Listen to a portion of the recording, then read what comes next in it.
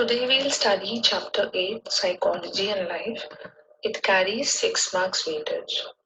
This video will cover two of the learning outcomes, that is, understand how psychology can be applied to common problems in our lives and appreciate the relationship between human beings and the environment. So the first topic is human-environment relationship. Now take a moment and try to answer the questions which you can see. Like, can a tree be your best friend? During summers, do people become more aggressive? If rivers are holy, why do people make them dirty? Will the two children develop the same kind of cognitive skills? When you think of these questions or even discuss with others, there might be different answers to all of it. But the common idea which is derived from these questions is that the relationship between human behavior and environment plays a special role in our lives. So there are many research and evidence which proves that both have an impact on each other. These days, there's a growing awareness that environmental problems such as noise, air, water, and soil pollution and unsatisfactory ways of garbage disposal have damaging effects on physical health. And to reduce that, everywhere you'll see people working for the cause. Let's say, for example, at your home only, you must be segregating garbage for proper disposal, or wearing masks to avoid air pollution when you move out of the house, or you're using water purifier at home. So there are many examples. But less known is the fact that these forms of pollution, along with many other hidden factors in the environment, influence psychological health and functioning as well. A branch of psychology called environmental psychology deals with various psychological issues pertaining to the human environment interaction in a very broad sense of the term. So, this branch deals with how the environment affects human behavior. So let's understand what environment refers to. Literally everything that surrounds us, including the physical, social work, and cultural environment. So in general, it includes all the forces outside human beings to which they respond in some way. In the present section, the discussion will center around the physical environment. So the next key word over here is ecology. What is ecology? Ecology is the study of the relationships between living beings and the environment. In psychology, the focus is on the interdependence between the environment and people. As the environment becomes meaningful with reference to the human beings who live in it. So, in this context, a distinction can be made between the natural environment and the built environment. So, as the name itself suggests, that part of nature which remains untouched by human hand is the natural environment. On the other hand, whatever has been created by human beings within the natural environment is the built environment.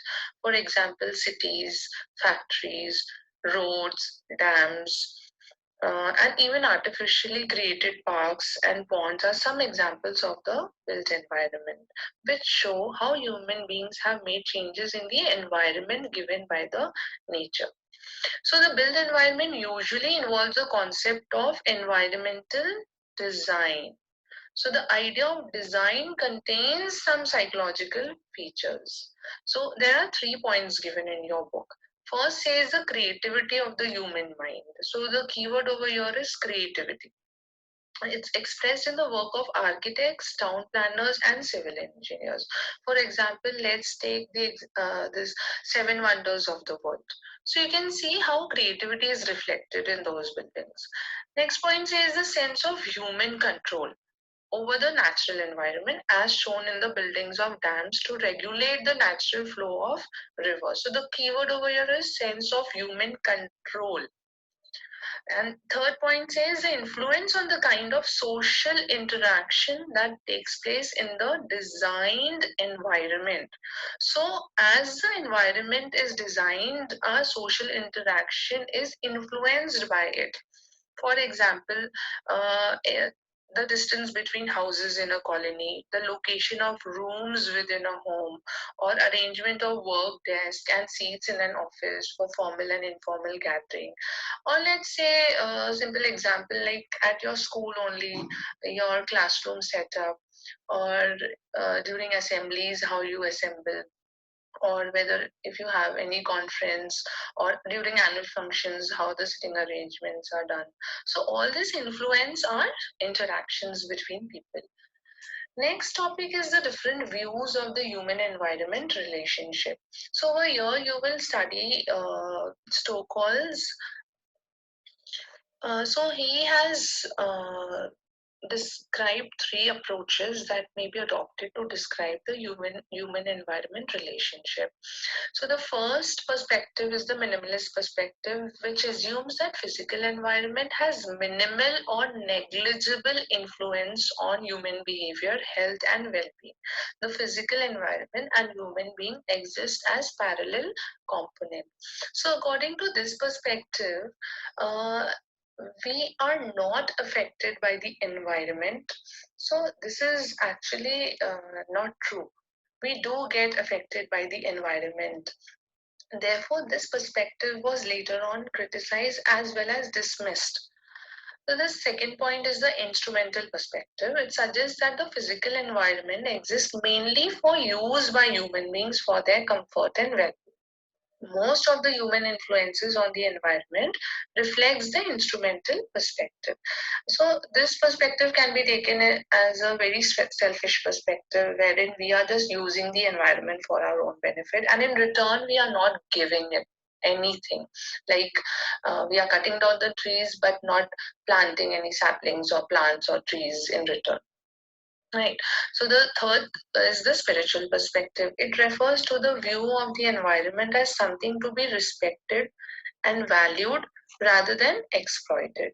It implies that human beings recognize the interdependent relationship between themselves and the environment. That is, human beings will exist and will be happy only as long as the environment is kept healthy and natural. This perspective seems to be the best perspective because we need to respect the environment, the nature, and if we are taking something, so we need to return and back. We need to, you know, consider the fact that resources are to be utilized in a thoughtful manner in which we are not wasting the resources, right? So there's this example. Let's say there's this movie Avatar, in which the aliens respected the nature, understood its importance, and worshipped it. The traditional Indian view about the environment supports the spiritual perspective. We have at least two examples of this perspective in our country: the customs of the Bishnoi community of Rajasthan and the Chipko movement in the Uttarakhand region. You can go through about these two examples in box number 8.1. That can be your home assignment. The Bishnoi community is a very well known community who had filed a case against a well known actor for black buck poaching. I'll provide you a link which you can go through about these two movements. The next topic is environmental effects on human behavior. Looking at the present situation of the world, it's high time that we understand that these two influence each other and depend on each other for their survival and maintenance. Now, when we focus our attention on the effects of the natural environment on human beings, we find a variety of environmental influences, ranging from physical effects such as the change of clothing in response to climate change to severe psychological effects such as serious depression after a natural disaster. Some of the effects pointed out by the psychologist are: first is environmental influences on perception. So let's first understand what perception is. It means gaining information using all our senses. So let's understand this point with the example that you had studied in grade 11th, that a tribal society of Africa lives in circular huts, that is, in houses without angular walls. They show less error in a geometrical illusion, the Miller-Lyer illusion, than people from cities who live in houses with angular walls. So this example clearly states that the environment does affect our perception. The second point is the environmental influences on emotions. So the environment affects our emotional reactions as well. Watching nature in any form, whether it is a quietly flowing river, a smiling flower, or a mountain top, provides a kind of joy that cannot be matched by any other experience. Whereas natural disasters such as flood, droughts, landslides, on the other or under the oceans can affect people's emotions to such an extent that they experience deep depression and sorrow, a sense of complete helplessness and lack of control over their lives. Such an influence on human emotion is a traumatic experience that changes people's life forever and can last for a very long time after the actual event in the form of PTSD, that is post traumatic stress disorder. And the third point is ecological influences on occupation, living styles, and attitudes. So, the occupation of people will completely depend on the environment in which the person lives. So, those who are living in plains will depend on agriculture. Those in forest, mountains, or desert will depend on hunting and gathering. And those who are living in the area not fertile for agriculture might depend on industry. And if we talk about the lifestyle, so it has been observed that an agricultural society has to depend on the collective efforts of its members. Therefore, they develop an attitude of cooperativeness and consider group interest more important than the individual wishes. Now, they are also closer to nature, more dependent on natural events such as monsoon, and they face situations in which necessary natural resources such as water are in limited supply, and they may become more fatalistic in their beliefs. Whereas, on the other hand, highly industrialized societies feel less close to and less dependent on nature. They may value independent thinking, develop an attitude of competitiveness, and cultivate a belief of personal control over what happens to them. You can try to solve these questions in your notebook and make mind map of the topics which we have covered. So let's take a quick recap of what all points we have covered. So we covered environmental psychology, ecology, environment, which is natural and man-made. Then the idea of design contains some psychological features, under which 3 points were there. Then Daniel Stoker's view of human environment relationship and environmental effects on human behavior. Now for the following topics, we can do the activity which is known as each one will teach one topic. So, according to the strength of the class, we can assign students few topics which they need to present in front of all. As the topics are very general, like natural disaster, poverty cycle, major causes of poverty. So, so they can do the research work during this time and come up with a lot of creative ideas like how they want to present, whether it's through PPT or by some activities or using videos, etc.